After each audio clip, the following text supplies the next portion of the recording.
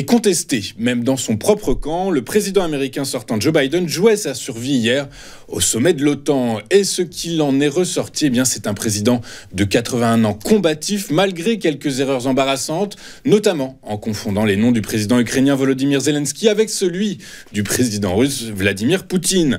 Mais globalement, le président démocrate s'est montré plus assuré durant cette conférence de presse que lors du débat catastrophique du 27 juin dernier face à son prédécesseur républicain Donald Trump. Pour autant, peu de temps après sa prestation, un membre éminent du Congrès du Connecticut, Jim Himes, et plus d'une douzaine de démocrates ont appelé leur candidat à se retirer de la course. Mais Joe Biden a répété qu'il était la personne la plus qualifiée pour battre Donald Trump et aider l'Ukraine à gagner contre la Russie.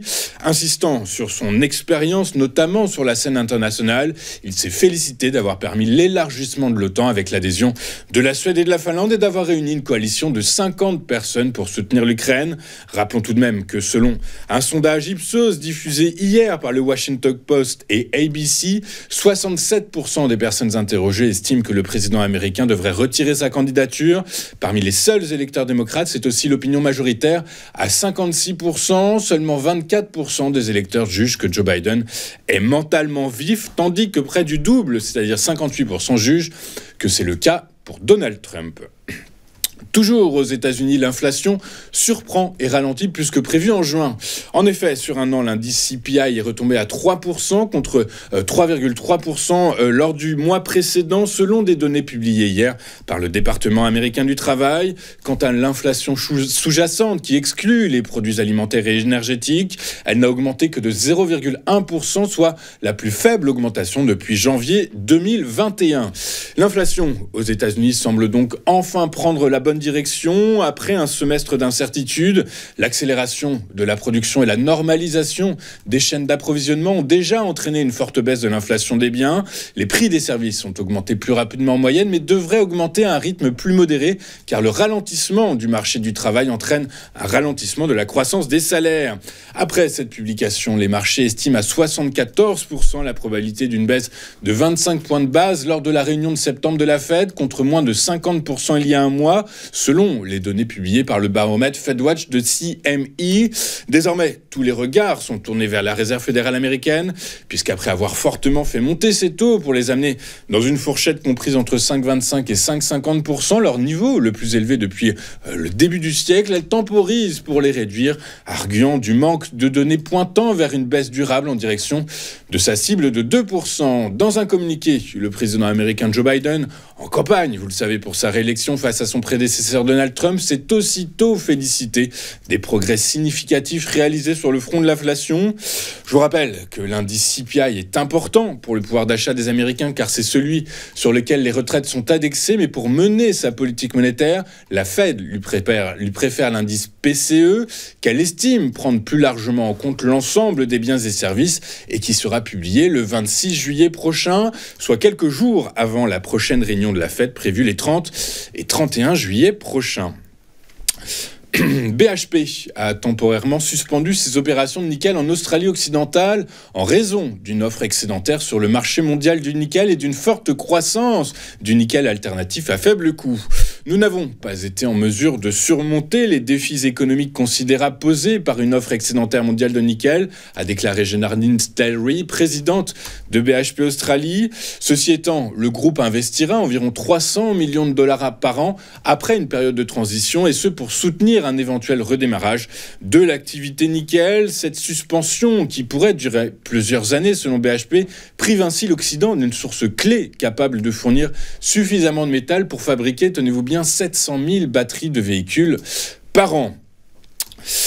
Juste un point avant de voir sur ce à quoi il va falloir être attentif sur les marchés financiers, un point inflation, puisque en France, l'inflation a ralenti à 2,2% en juin. C'est moins qu'estimé initialement. Les prix n'ont que très peu augmenté en juin par rapport à mai, le rapporte l'Institut national de la statistique. La hausse des prix des services et des produits manufacturés était en grande partie compensée par une baisse des prix de l'énergie et de l'alimentation. Voilà donc donc pour l'inflation en France. Désormais, regardons ce à quoi les marchés seront attentifs aujourd'hui. Et c'est la microéconomie qui sera à l'honneur aujourd'hui avec l'ouverture de la saison des résultats trimestriels américains. Les banques américaines seront sous le feu des projecteurs. JP Morgan, Wells Fargo, Citigroup, Bank of New York seront effectivement les premières à publier en avant-bourse aux alentours de 7 h du matin, heure locale. Sinon, la macroéconomie aura également un peu peut-être de puissance aujourd'hui puisque nous serons attentifs à la publication des PPI, des prix à la production américains, tout à l'heure à 14 h 30. Voilà donc pour ce qui devrait faire bouger les marchés financiers aujourd'hui. Regardons ce qui s'est passé hier sur les principales places financières de la planète. Et en Europe, les investisseurs ont particulièrement goûté les chiffres sur l'inflation outre-Atlantique, inflation américaine qui a en effet ralenti plus que prévu. À Paris, le CAC 40 a gagné 0,71% à 7627 points. À Londres, le FTSE s'est apprécié de 0,36% à 8223 points. Et à Francfort, le DAX s'est lui étoffé de 0,72% à 18 540 points. Aux États-Unis, alors que la dernière lecture sur l'inflation a montré que les pressions sur les prix ont diminué plus que prévu le mois dernier, les investisseurs se sont rués sur les secteurs de marché jusqu'alors délaissés.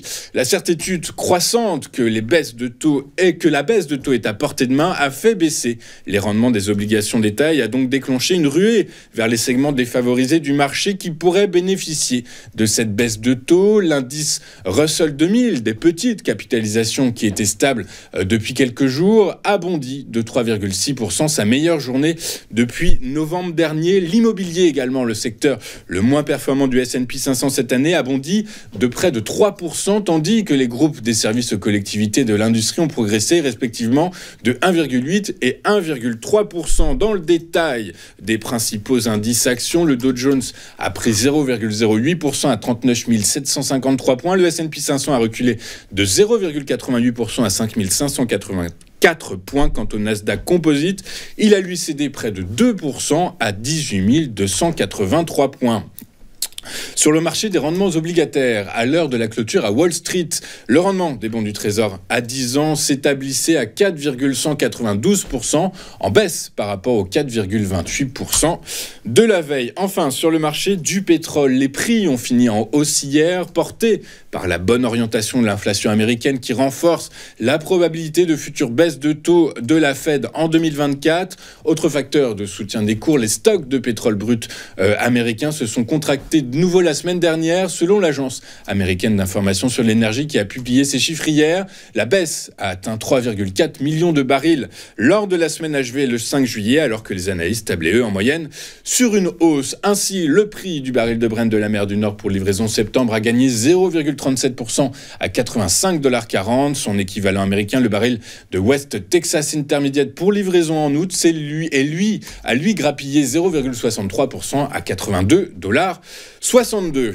Nous allons marquer donc une toute première pause dans cette édition du 12 juillet 2024 et comme convenu et comme vous en avez désormais l'habitude, c'est Antoine Quesada que nous rejoindrons en duplex et qui commentera pour nous l'ouverture de la séance à Paris. À tout de suite sur TF1.